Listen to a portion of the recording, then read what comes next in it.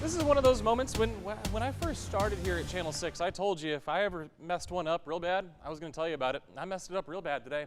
I said 70, we hit 60, and the reason is there was more cloud cover than I was expecting there to be today. So because of that, yeah, forecast was off by 10 degrees. I apologize for that. 48, that's where we started off today, and you can see that cloud cover is still with us, but it is on the way out, and especially as we get a front through tomorrow, that is really going to kick the rest of that cloud cover out. We'll get a little more sunshine tomorrow, so for tomorrow's forecast, I think we get a little closer to that 70-degree mark. We just we couldn't get close today because of that cloud cover. Didn't have any sunshine. That helps.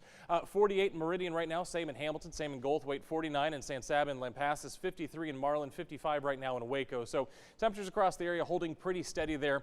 In those lower and middle 50s, they'll fall a little bit further by the time we get to tomorrow morning. It's not going to be a whole lot further because, again, we still have some of that cloud cover hanging around right now, but we'll be in the 40s mostly for the area by the time we wake up. Winds, not really a story right now. Direction kind of variable, kind of northeast behind that front that came through yesterday and today. It's a very weak front, but again, temperatures holding steady right now. Winds holding steady at the moment.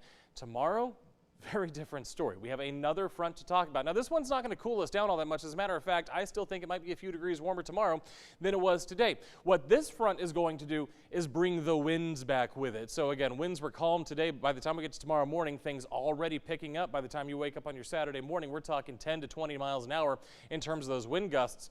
But by the time the afternoon comes through, yeah, we're talking 15, 20, 25, and then later into the afternoon, we're talking 30 to 35 in some areas. So it is going to be a pretty gusty day tomorrow. Sustained winds probably about 15 to 20 miles per hour throughout the day. But again, you're going to have to watch out for those gusts because they'll move you around a bit when we're talking about 35 miles per hour across the area. So where do we end up temperature-wise? Well, like I said, we'll fall a little bit further. Most of us in the 40s, lower 50s by the time you wake up tomorrow morning. And then again, still looks like we have a chance to be a couple of degrees warmer than it was today, back into those middle and upper 60s, maybe a few 70s popping onto the board. Here's the issue. When you have the gusty winds, the 35-mile-an-hour winds, and you have a cold front coming through this time of year, everything's dry. We have dry vegetation because we've only had really the one measurable rainfall event in the last, 6 weeks, 2 months, or whatever it's been.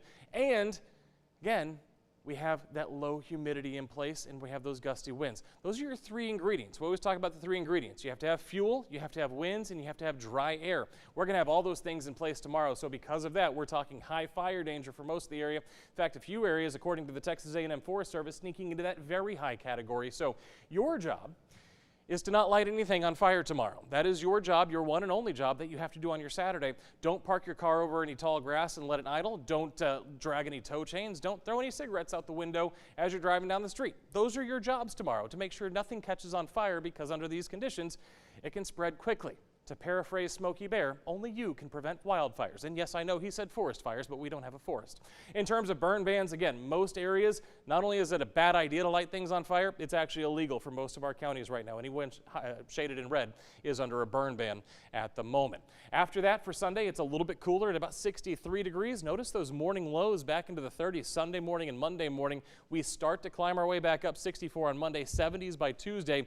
And by the time we get to Wednesday, we're going to be having this same conversation again, because by that point, we're watching our next wind maker move into the area. So we're going to talk about windy conditions for Tuesday and Wednesday as well. And there we're talking potentially wind gusts as high as about 45 miles per hour on Wednesday afternoon. So again, potentially another weather impact day. Ethan's going to have more on that over the weekend. And then we stay in the 80s as we head towards the end of the week. And remember, you can always keep up with your forecast by downloading our 6 Plus app. It's free, and you can stream your forecast 24/7.